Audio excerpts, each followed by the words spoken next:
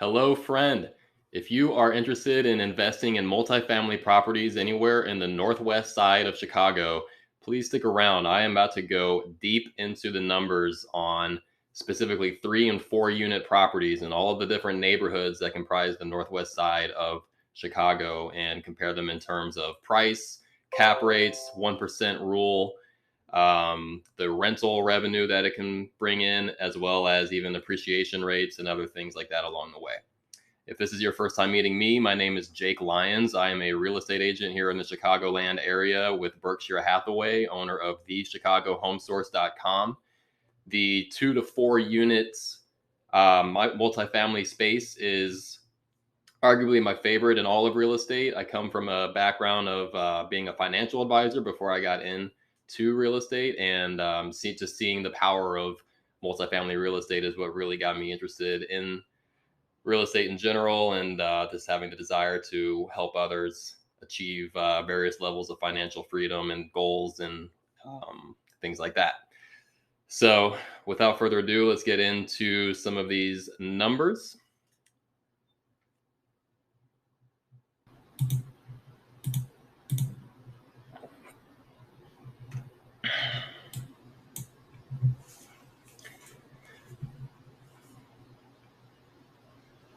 Actually, though, before I do, I thought it might be helpful to actually define what we mean by northwest side of Chicago. So here's a map of the whole city of Chicago. You may or may not know there are 77 distinct community areas in Chicago, not to be necessarily confused with neighborhoods in Chicago. There are probably a couple hundred neighborhoods that fall within these 77 neighborhoods or these 77 areas. Some user somewhere created this awesome map on Google Maps. So whoever you are out there, thank you for the great work here. So the northwest side, I am defining as basically this area along here. So this, West Ridge, North Center, Lincoln Square, Lincoln Park. These are all north side neighborhoods, and then just to the west of that, that's what I'm considering to be the northwest side. So we're going North Park is here. Here's Albany Park, Irving Park, Avondale. You're going to see all of these in the analysis, so you might as well know where they are in case you don't already, or have a primer. I don't think anybody can name exactly where all 77 neighborhoods are. So even if this is a review, I think it's still helpful. Avondale is here. Logan Square is here. Westtown is here. Westtown, you might, Wicker Park, Ukrainian Village, River West. These are areas that you might be more familiar with than, and Westtown itself is also a pretty well-known neighborhood. Yeah, Irving Park, Old Irving Park is there. To just a little bit further, the North Park is Forest Glen. Here's Jefferson Park. These are Jefferson Parks along the blue line up there, and the highway. Portage Park is here. Hermosa. Humboldt Park. Actually, Humboldt Park we're calling the west side. Sorry, Humboldt Park is not a part of this analysis. Belmont Craigin right here. Montclare is over here. Dunning. This is Norwood Park right here. Norridge is, it seems like it should be a part of Chicago, but it's not. It's actually incorporated as its own thing. Edison Park, this little guy up here is Edison Park. Norwood Park, I think we already said that. And then O'Hare, the aptly named O'Hare, because it is by O'Hare Airport right here. So this, even though it looks like this is really big, all of this right here is an actual neighborhood that you can live in, but right here is O'Hare International Airport. So you're probably not going to be buying any multi-unit spaces, any multi-unit properties right here. Anyway, hopefully that was worth your time, but I just thought it would be good to go over that. Now let's get into the numbers.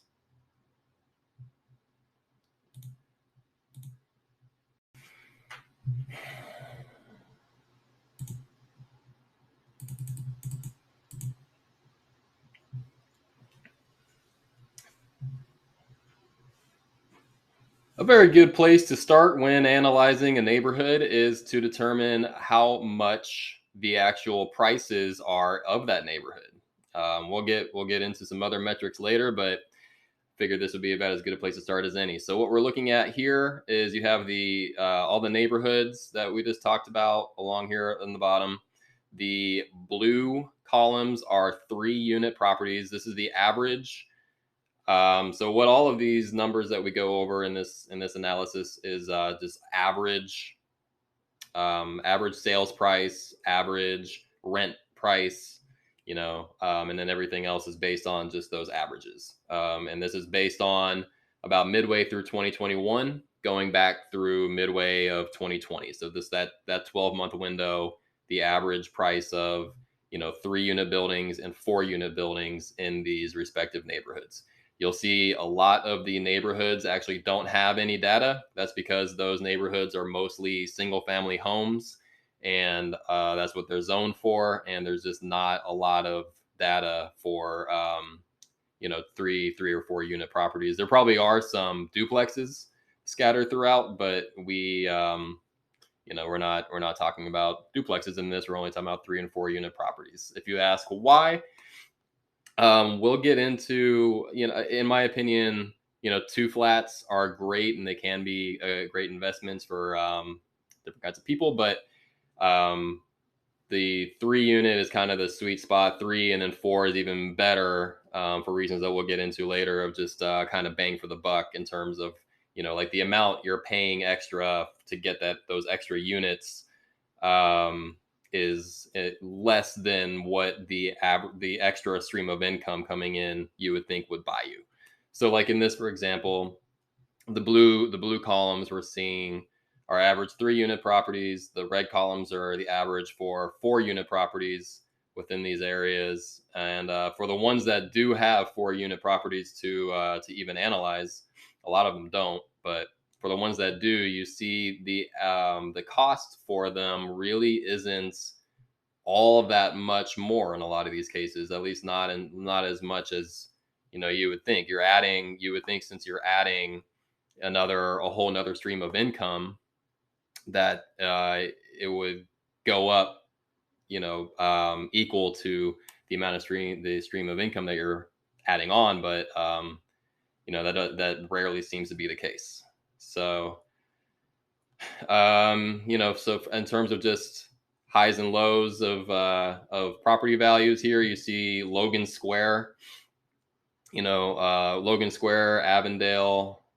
This one over here, don't be confused by this. This is actually just the average of all the areas. I meant to take that one out. Just ignore that last one here on the far right.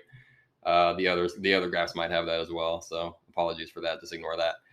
But yeah, Logan Square, if you've been around, you know that Logan Square has been a pretty hot neighborhood. Same with Avondale. Irving Park is pretty well located, right along the blue line, right along just north of Logan Square. So you kind of see the progression of like West Town going up into Logan, and now Irving, and now Jefferson is kind of, these have been kind of the hot areas over the last several years. And you see that, come reflecting in the prices. So Logan Square being the most expensive. If you're getting a 3 flat, you're coming in just shy, probably what's that, about 730, maybe 730, 740 for a 3 flat on average. And then for a 4 flat, about 770 or so. And then, Avondale a little bit less. And then Hermosa would be the most affordable on average to get into, at least for a 3-unit. So, feel free to pause this and take it in a little bit more if you want. But in the absence of that, I'm going to move on to the rent rates.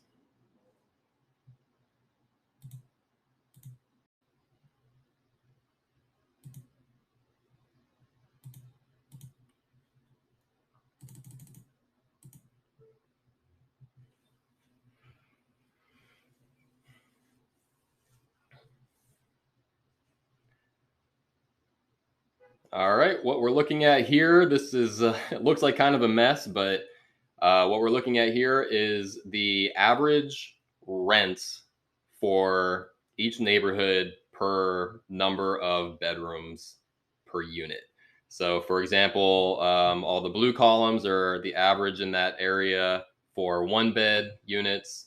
The red is for 2 bed units. The yellow is for 3 bed. The green is for 4 bed. And then the orange is just the average overall rents in that neighborhood, taking all of them into consideration, just throwing them into one big pot, taking the average of that. That's what the orange bar slash number represents there.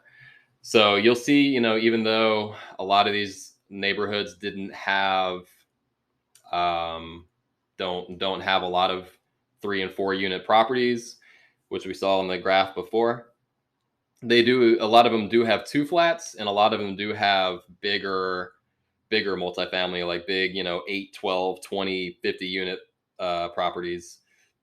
And a lot of this data, and even people renting out their single family homes. So a lot of this data is coming from those types of units. So it's not a perfect apples to apples comparison, but it's still relevant, and still an indication of the sort of supply and demand and prices that each of these neighborhoods is getting.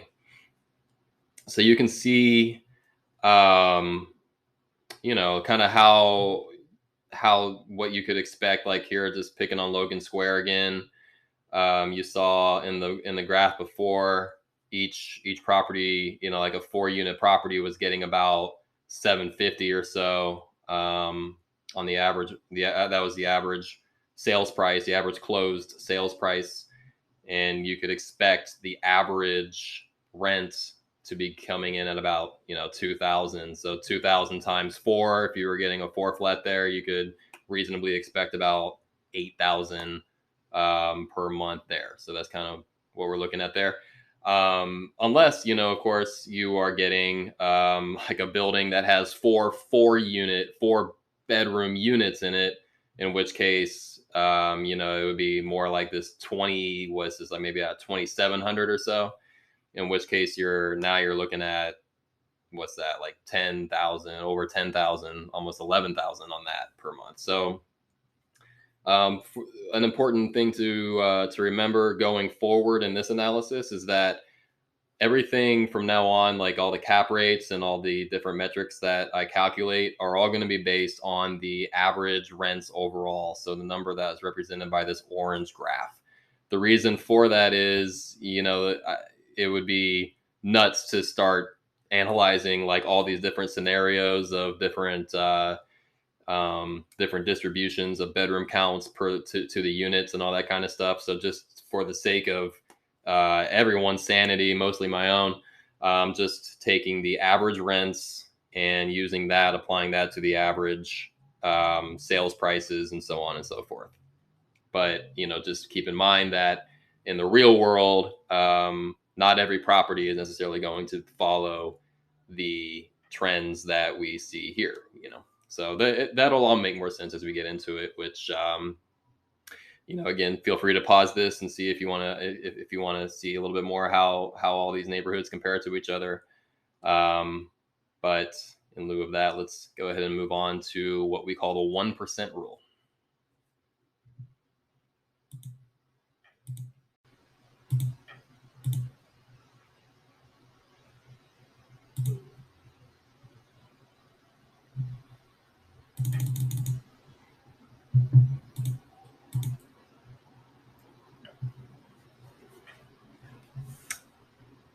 Okay, the 1% rule. If you have spent any time in Bigger Pockets, either on the forum, in the website, on the podcast, or any of the other various things that Bigger Pockets, the community, does, you have probably heard somebody talk about the 1% rule, which is a phrase that they coined several years ago, or if they didn't coin it, they at least popularized it.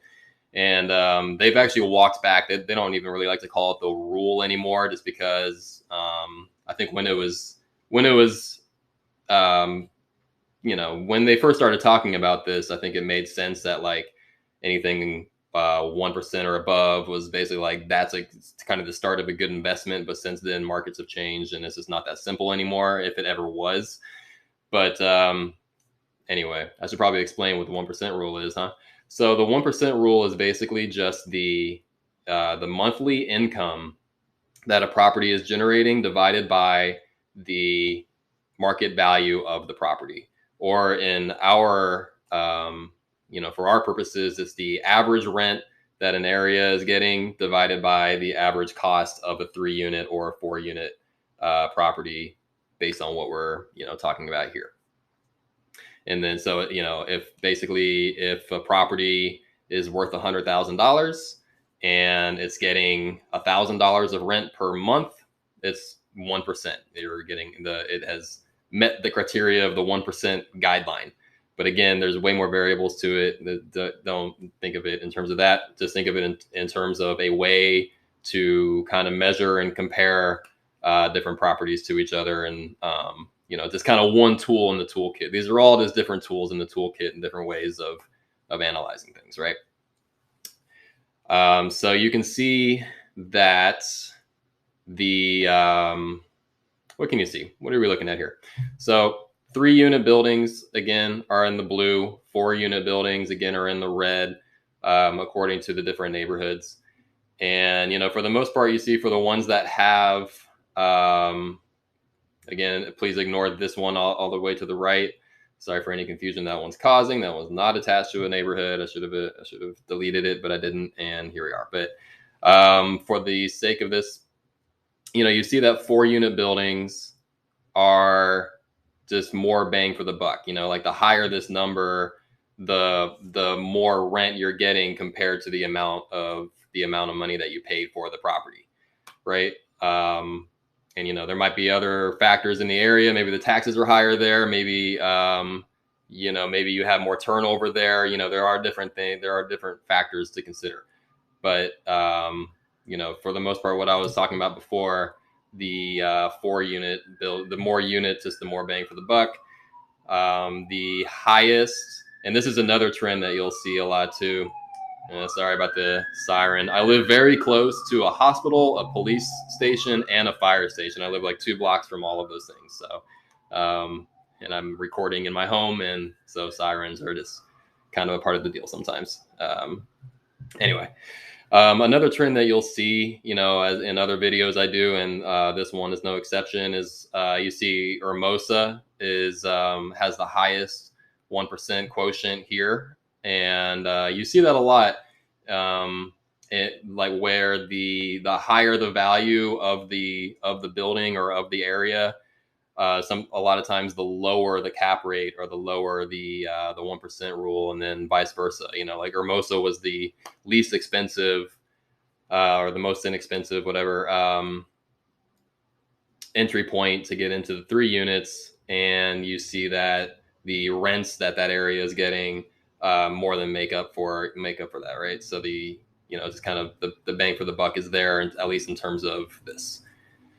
So that's the 1% rule. Let's move on to something that you guys might be a little bit more familiar with, which is cap rate.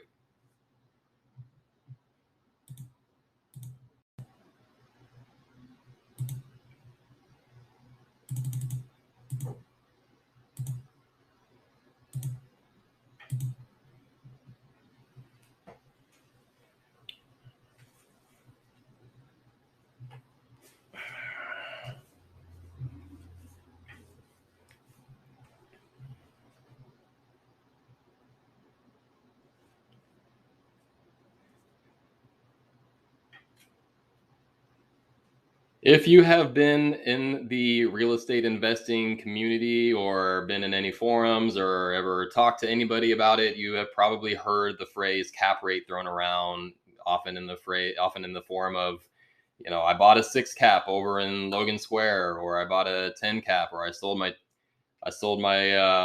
building, my underperforming 2 cap earlier this year, stuff like that. So what people are talking about when they say that is this number right here. So cap rate is essentially the net operating income, the annual net operating income divided by the fair market value for the property in question.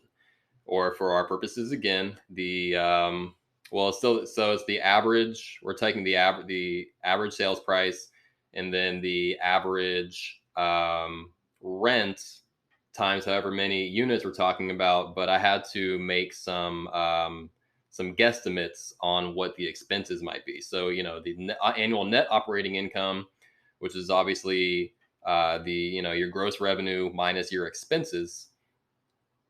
So the expenses, just based on some averages of what I see out in the market, and kind of some real world things, are some metrics that I base this off of, is like things like 8% vacancy rate, 8% management fees, 10% combined for maintenance and capital expenditures, 1.5% for the property taxes, some insurance costs, some utility costs, things like that. The important thing, so these are all going to be malleable in a case by case basis in the real world, depending on the property and the exact location and all that kind of stuff. So, this is not going to be perfect by any stretch. This is more, this slide is definitely more art than science. But what is important is that it's at least consistent, and it's a decent. I think it's still a pretty good way to compare what's going on in these different areas. So. And this is a little different than the 1% rule, which was just the gross monthly income divided by the price. This is a kind of a step further into the analytical side of things. Whew. Anyway, so the 3 units, what we're looking at here, the 3 unit, the cap rate that you can expect for a 3 unit is in the blue. The cap rate you can expect for a 4 unit is in the red. Looks like that average one, I did do away with that for this graph, so that's nice. For some reason, the 4 units are a little bit less of a expected cap rate. Not much. It's basically the exact same. It's like 6% versus 6.1 over here in Portage Park. But other than that, you still see the expected. The 4 unit properties are a little bit more of a higher cap rate. If we had 2 unit buildings on this, then the 3 unit buildings would be higher than the 2 unit buildings, and the 2 unit buildings would be higher than the just renting out your house or your condo or whatever. That's just kind of how it goes. You see again, Hermosa is leading the way, almost like a 7.5 cap. Also Norwood Park is up there too. And then, Logan Square, even though Logan Square is on the higher end of the price range in terms of actually getting into the buildings, it's keeping pace in terms of the expected cap rate and the expected kind of ROI on there as well.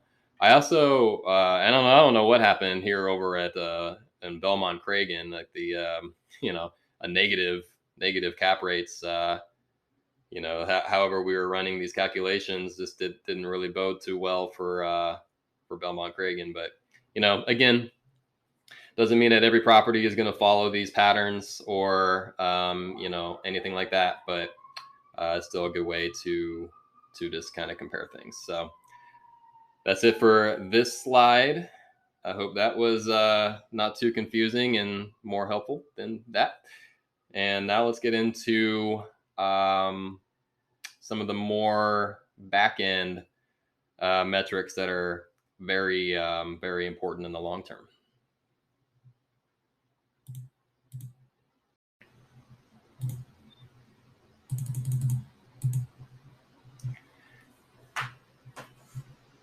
So everything we've talked about so far are very here and now type of metrics, and there's nothing wrong with that. They're important.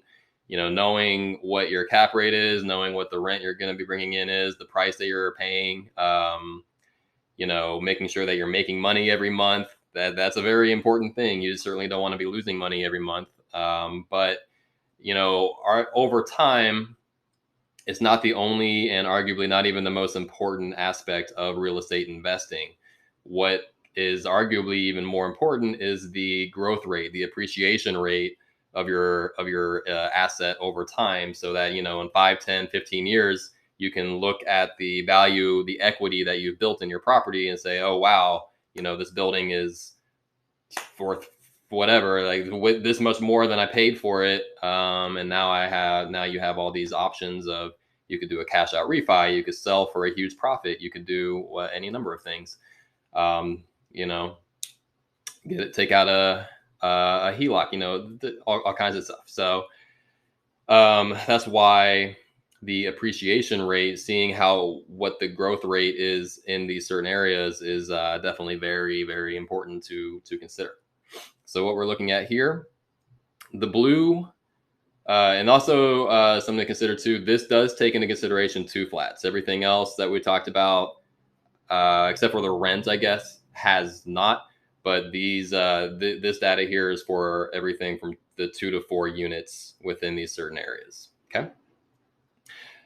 With that said, so the blue is going to be the average appreciation rate over the past 5 years, and the red is the appreciation rate just over the past 1 year. True as of midway through 2021, going back a year from there, from, you know, like June of 2021. So as of the time you're watching this, you know, safe to say the market has probably shifted at least a little bit, but this is probably still pretty fairly accurate, right? Probably hasn't shifted that much in just a couple months or a few months or whatever it is when you're doing this. And I plan to do these, you know, about semi-annually or so, just to be as updated as possible. Anyway, you see some pretty good growth rates on the northwest side. You know, Edison Park, Forest Glen, again, they don't even have multi-units to go off of here, but you know, you see anything from Norwood Park looks like that's the lowest at about 4% per year, which is still outpaces. I mean, you know, the average, if you're getting like 2 to 3%, just nationally, that's considered about right. So, you know, the lowest that you're seeing on the northwest side is still right in pace or beating that. And then, you know, Albany Park, all the way up to, you know, what's this, 10 or 11%. And then everything else kind of falling in between there. And then you see just in the past year, you know, I'm sure you are at least somewhat familiar that the real estate market in the past year has been a little bit nuts for all kinds of reasons, from super low interest rates and low supply, low inventory, not enough, you know, properties on the market, high costs of new construction. You know, there's all kinds of reasons for it, but you can definitely see that in real time just by the numbers here of, you know, a lot of these, well, not all of them, about half of them. You see the rate of inflation over the past, or rate of not inflation, well, kind of inflation, but the rate of appreciation, the better word for it, well outpacing, you know, the average over the past 5 years in a few of these. And then you see the opposite in some of them too. So it's kind of over the place, but where was I going with that? Yeah, so, you know, that doesn't mean that every property you pick up is, you know, it doesn't mean you're necessarily going to like buy a 3 flat in Albany Park and be guaranteed that it's worth 10% more next year and the year after that and the year after that. But that these are just an indication of what is going on in these areas, and the kind of appreciation that has been seen in these areas. So that is that's my brief discussion on the growth rates. There's more, you know, a little more to it than that. We can go down into, you know, individual neighborhoods and blocks and all kinds of things like that. But in different, even like, you know, median and mean, you know, all kinds of different things. But for our purposes, it's kind of what we're looking at. So those are the growth rates.